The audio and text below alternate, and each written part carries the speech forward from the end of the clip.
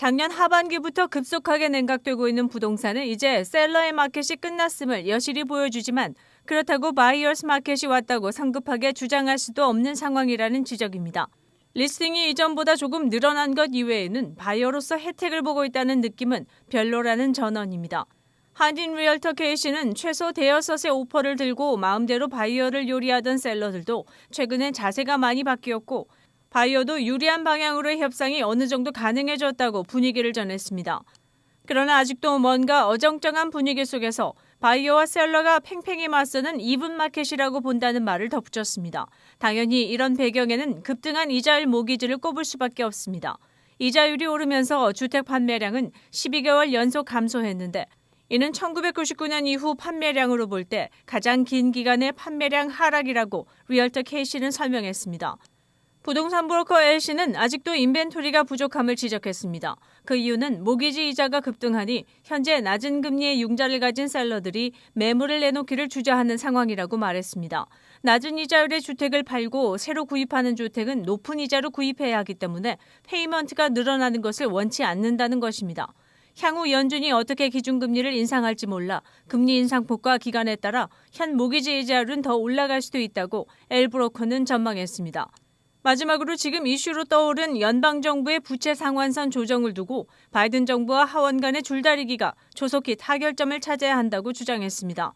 한인 부동산 업계는 이런 정부의 디폴트 가능성은 현재 우리가 살고 있는 로컬 부동산 시장의 침체뿐 아니라 미국 경제 전반에도 심각한 타격을 입힐 것이란 우려를 내놓고 있습니다.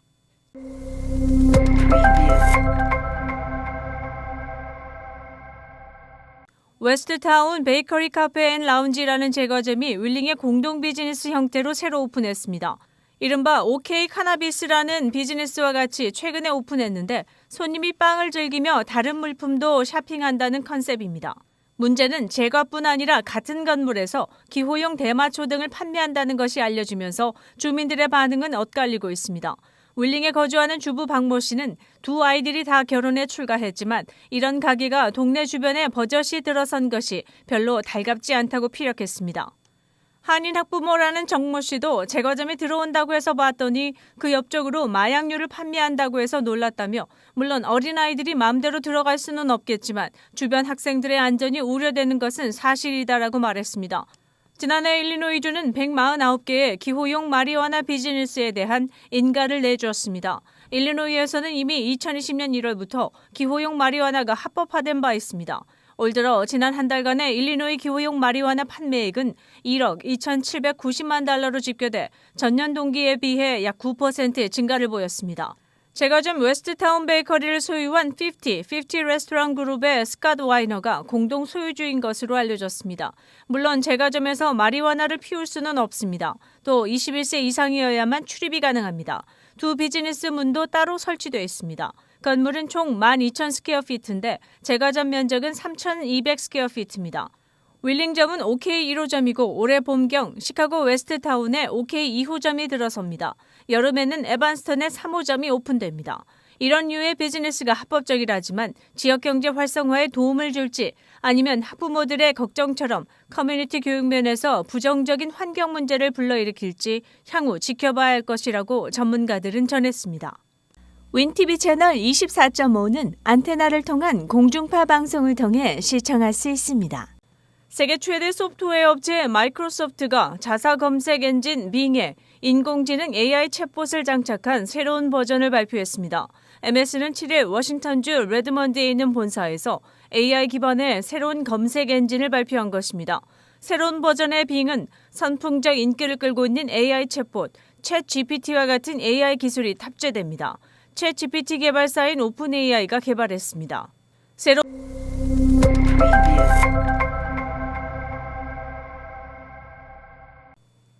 북한과의 핵협상이 재개될 조짐이 보이지 않으면서 한국에서 핵무장 논의가 활발해지고 있다고 워싱턴 포스트지가 7일 보도했습니다.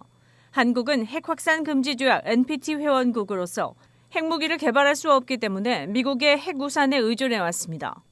그러나 미국의 핵우산을 믿을 수 있는 것인지 의문시되고 있습니다. 미국이 한국을 방어하기 위해 실제로 핵무기를 사용할 것인지 러시아가 우크라이나를 침공하고 중국이 대만을 침공한 상황에서도 그럴 것인지 등이 문제가 되고 있다는 지적입니다. 한국군 장교 출신으로 스트라트웨이즈 컨설팅 그룹에서 일하는 폴 최는 한국에 대한 위협이 급격하게 커져 예전과 상황이 다르다며 미국이 방어 약속을 이행할 수 있을지에 대한 우려가 커진다고 말했습니다. 워싱턴 포스트는 윤석열 대통령이 대뜸 핵 보유 가능성을 언급한 후 한국 지도자들이 대거 핵 보유 논의에 나서고 있으나 윤 대통령은 뒤에 미국의 확장 억제를 전적으로 신뢰한다며 물러섰다고 전했습니다. 한 고위 당국자는 핵 보유는 비현실적이나 안보 우려가 커지면서 대중이 원한다, 여론이 중요하다고 강조했습니다. 한국 지도자들은 혹 미국이 핵무기를 사용해서라도 북한과 중국으로부터 한국을 지키겠다는 의지가 있는지 우려한다고 워싱턴 포스트는 지적했습니다. 한국의 핵보유 지지 여론도 지난 10년 동안 60%에서 70% 이상으로 상향됐습니다. 최근에는 지지 여론이 76.6%에 달한다는 조사 결과도 발표됐습니다. 전문가들은 핵보유 지지 여론이 크지만 핵보유로 인한 피해에 대한 논의가 없음을 지적하면서 향후 한미 양국이 보다 많은 노력을 경주해야 한다고 주문했습니다.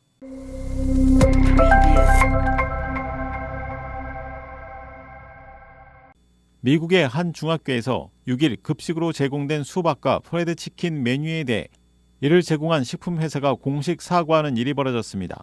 CNN은 의도치 않은 인종차별 논란에 휘말린 이 식품회사 아라마크에 대해 보도했습니다. 문제는 수박과 치킨입니다. 미국에서 수박은 남북전쟁 이전 아프리카계 노예들이 생계 유지를 위해 팔던 대표적인 과일이었습니다.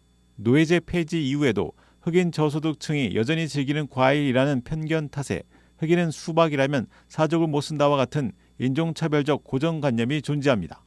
프라이드 치킨 역시 과거 모카 농장 지주들이 흑인 노예에게 싼 맛에 제공한 음식에서 유래한 것이라는 풍문이 돌고 있습니다.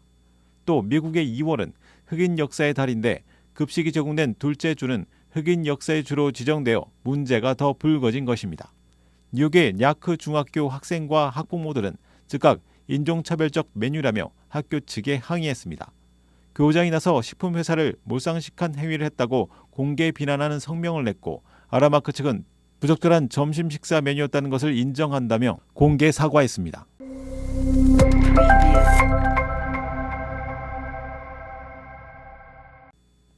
세계 설탕 가격이 최근 6년 만에 최고치로 치솟으면서 당분간 식품 가격 상승 요인이 될 것이라는 우려가 나온다고 블룸버그 통신이 보도했습니다.